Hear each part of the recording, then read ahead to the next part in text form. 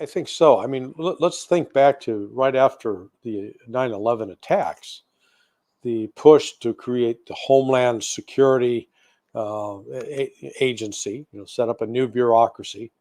I always joke that that's why we were attacked on 9/11. We didn't have enough bureaucracy in Washington, so we had to create new organizations and create new layers of bureaucracy. That will save us. So, but but in doing that, we ended up surrendering civil liberties and Hmm. using the threat of terrorism to justify arresting people. I always maintain that what we did in Guantanamo to these, the foreign terrorists was just, it's as bad as anything the Soviets did, locking people up in the gulag, because you hold people without any judicial process. And Right. we excuse it and say, well, they're not real soldiers. Yeah, but they're still human beings. And they may be, some of them may be genuinely bad people, but either punish them, bring them to trial, boom, put them in court martial, whatever, but don't just keep holding people indefinitely, interminably.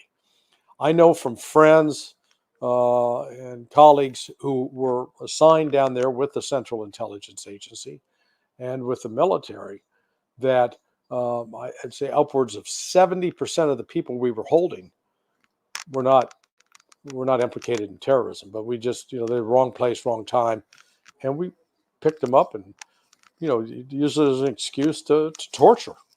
So this we so we were willing to do that overseas. Well, now we're doing it at home. It goes back to your basic point that we're what we're doing internationally is reflected domestically. And um, if you really are committed to a rule of law and to the Constitution and upholding these as sacred principles, then you don't behave as we've behaved overseas. I mean, I think I just saw a number in the last 30 years, the United States has been involved with over 100 military activities overseas, undeclared, no declaration of war. It's just the president gets a wild hair. And look, we're talking Democrat and Republican. This is not one side or the other. They Hmm. both have done it. And um, now, sort of the irony is in the past, conservatives were very much in favor of giving the government lots of power to do things. And, they'd get all misty eyed listening to Lee Greenwood sing, I'm proud to be an American. While, while we're out, again, locking people up in the most un American fashion possible. But now it's being done to them. And they're going, hey, wait a minute. You know, you've got to read me my rights. No, we don't. You're a terrorist. Because you're a terrorist, we can't tell you what you're accused of. We just got to lock you up. Hmm. So, this it's a dangerous time. So with that said, you hit a point right at the. You hit a lot of points, but right at the end, would you? People think that now that they have the Miranda rights or something like, or they have the rights. In it in the Patriot Act or one of the laws that were passed that they can lock you up under threat if they suspect that you are a threat to national security without giving you any rights and lock you up indefinitely. Yep.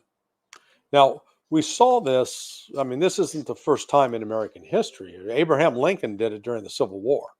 Mhm. Um, I know Lincoln is upheld as one of the great presidents of American history, and yeah, I'd agree with that.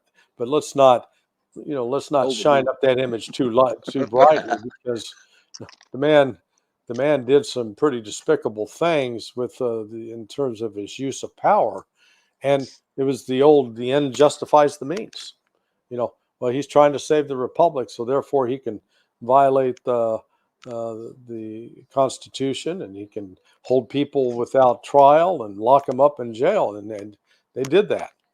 Um, Mhm. so it's when it's usually that again is the other danger that comes with these national security matters it becomes an excuse to violate people's civil rights. Mhm. And again, it's a reflection of the international policy. Also, Yeah. they can just scoop you up. Do you see how the extrajudicial laws are taking place around the world when America's dictating to other countries, arrest that person, that's a Russian person, and we suspect them of having financial ties with this, and they're just picking people up and having them Well, arrested and brought back to the United States.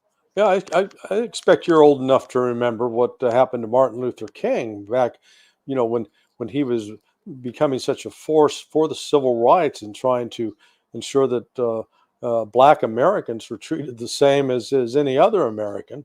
And what did they do? They smeared him. Oh, he's a Russian agent. Oh, he's a Soviet agent. He's under the control of the communists. Yeah, the You know, communists. this notion that black men and black women ought to have equal rights. That's subversive.